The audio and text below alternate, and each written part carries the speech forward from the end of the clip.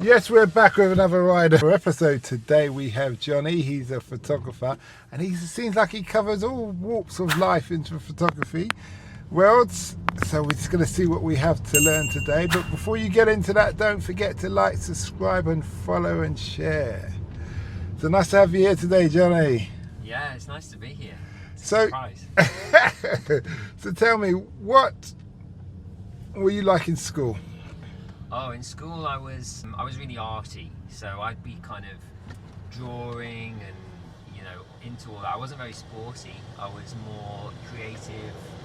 Kind of kept myself to myself a little bit. But saying that, I was in all the school plays.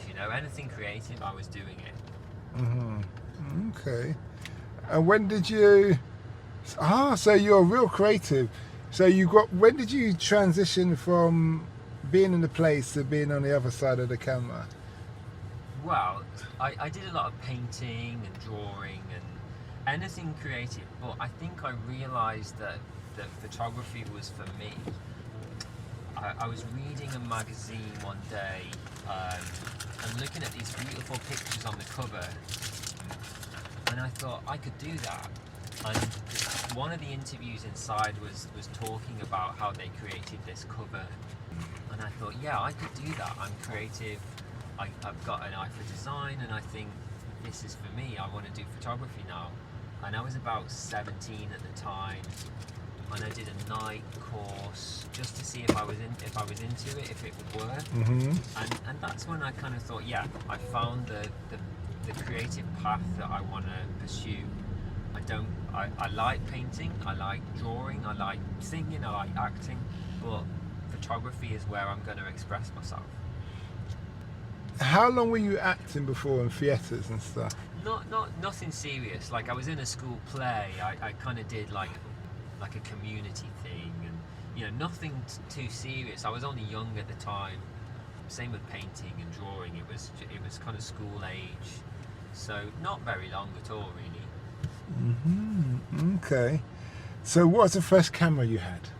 Oh gosh, so the first camera... And who gave it? Was it a gift? I think it was a Nikon camera, and it was, I think probably my mum bought it for me. It wasn't an expensive camera. There were, it wasn't kind of top of the range by any stretch of the imagination, but it was a good one, and it was a film one. It wasn't digital. Was it SLR? Or Yeah, SLR. I'd used like compact cameras before. Like my granddad was really into photography. But yeah, the first camera that I owned was a Nikon SLR. It wasn't digital. You put the film in the back, you wind it up. You've got 24 shots or however many. And that's the first one. And I loved it. I think I still have it somewhere. Okay. And what did you first start taking photos of? So, I'm a people photographer, and that's kind of how I started. I remember my best friend Joanne. She was in all my shots. It was wherever we were, she had to kind of do the posing, and that was it. So voluntarily? Say again. Was she voluntarily doing the poses? Yeah, she liked it. She was quite creative as well. So that's kind of she was the first person that I got to be a little bit creative, and we do these kind of mini fashion shoots. And yeah, it was fun. Yeah, it was good. I enjoyed it. Mm-hmm. Okay, that's good. So when you're taking photos of people, how do you manage them? Because I'm sure some people want photos taken, they're no confidence, they're not sure what to wear. Yeah, so it's a real mix. Sometimes I'm taking pictures and they love it and they're super confident, or they're used to it. But then there are times, like this morning, the shoot that I was on this morning, there was 5 people, and a couple of them just didn't like having their picture taken. But it's about kind of connecting with that person, making them feel less insecure and more safe, and listening to their kind of struggles and what they don't like, and then working with what they do like. If there's a particular size of their face or an angle that they like, then we kind concentrate on that. But basically, I try and make everyone have a bit of fun, you know, and get them out of their heads a little bit, and just make the experience fun and less stressful. You know, it's not, having your picture taken isn't for everyone, but we can make the experience better for each person. Okay, that's good.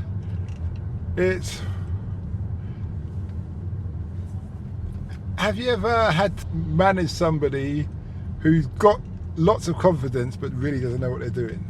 And how do you do that? Yeah, all the time. The worst was a fairly famous actor that... Are we naming? No, we're not going to name. Okay. We're not going to name. But someone... A male? Male, yeah. British? Yeah. Short, fat, tall? I'm not going to say.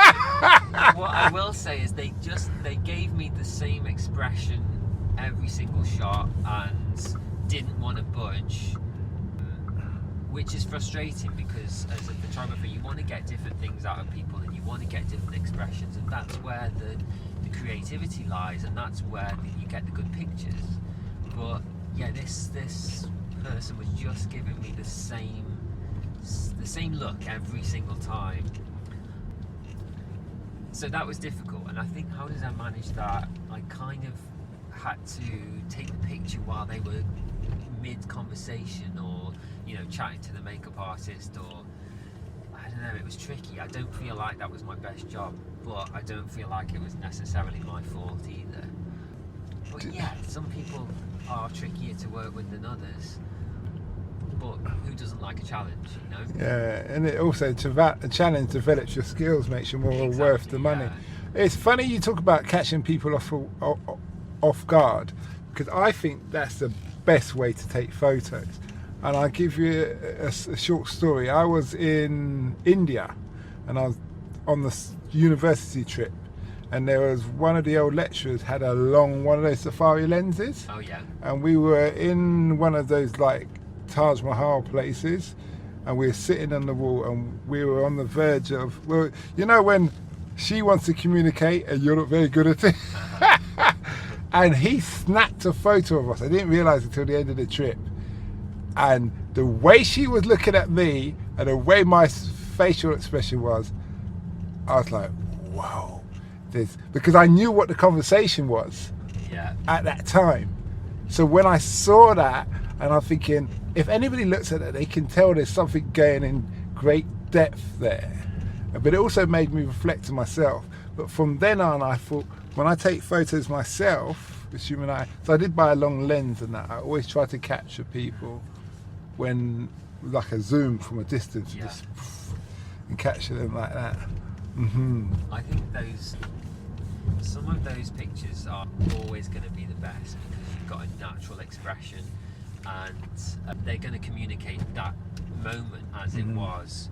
So yeah, some of my favourite pictures are taken a little bit of unawares, you know. Perhaps the person knew there was a camera in the room but wasn't quite sure that it was pointing at them. So Johnny, what social media platform are you on? So I've got a couple of places you can find me. Instagram, I'm London_headshots. Or if you want to see something a bit more creative from me, you can go to @Scallywagfox. Okay. Do you want to spell both those platforms? Yeah. So Scallywagfox is at SCALLY. Got that right? Fox FOX. And then London Headshots, obviously London_headshots. That's pretty easy to get. You'll find me there. So it's kind of.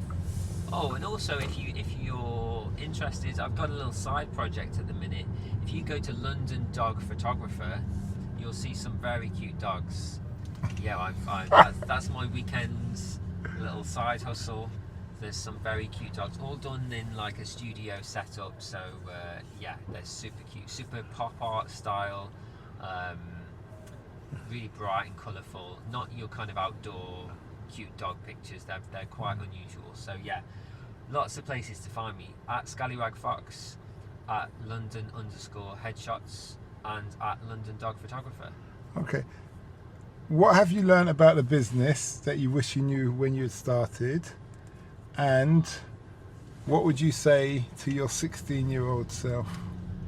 Okay, that is two tough questions. What have I learned about the business? You personally have to go out and make those jobs happen. The jobs won't come to you necessarily. Go and meet loads of people, make contacts, tell people what you do. Don't be afraid to chat. If I hadn't have said that today to you, we wouldn't be chatting here now. Just let people know what you do, and then eventually you'll make enough contacts to get enough work to, do this career that you enjoy. And what would I say to my younger self? I'd say probably work a bit faster, get to London a bit quicker, don't hang around. But also I have no regrets. I studied, I made loads of friends and moved to London probably when I was ready. But yeah, I think don't get bogged down in jobs that you don't enjoy. Don't do too many part-time jobs that take up your whole life. Get on to what you want to do a bit quicker, probably. But like I say, no regrets. What was a catalyst that made you come to London? Where did you come from prior? So I come from Stoke-on-Trent, and I studied at Staffordshire University. And I thought for the kind of work that I wanted to do, London was the best place for me. I kind of thought about maybe Manchester or Birmingham, but I knew that there was more work in London at that time. I mean, this was 2006, so I think it's perhaps a bit easier now to do this kind of work outside of London. But back then I thought, if I'm gonna, find the work, then I need to be where the people are. So it was a lot of fashion work back then, a lot of creative photography, and then actors, of course. Like, if you're looking for those people, London is a great place to find them. Yeah, okay, that's good. What age did you come here? I was 25. So I take it as a culture shock. Yes and no. I mean, Stoke-on-Trent's really close to Manchester, so I was used to the big cities anyway. And I'd been to London a few times, so I kind of thought I knew what I was expecting. But yeah, it was a bit of a culture shock. Yeah, but a good one. What would be your advice to someone coming down from like Staffordshire to live in London, a young 25-year-old? Well, it's not as scary as you think. I think a lot of people think it's the big bad city, and it isn't. Be yourself, and you'll find your own crowd. And just do it. Yeah, if you feel like you want to do it, if you're young, why not? And even if you're old and you think, I want to make a change, just do it. Life's too short to regret anything, really. What does the future hold for you? Lots of really exciting jobs, some really great clients. I want to take my work to the next level constantly. I'm thinking about where my work is going and where the next job is going to come from, which isn't a bad thing. I just want to keep pushing it forward.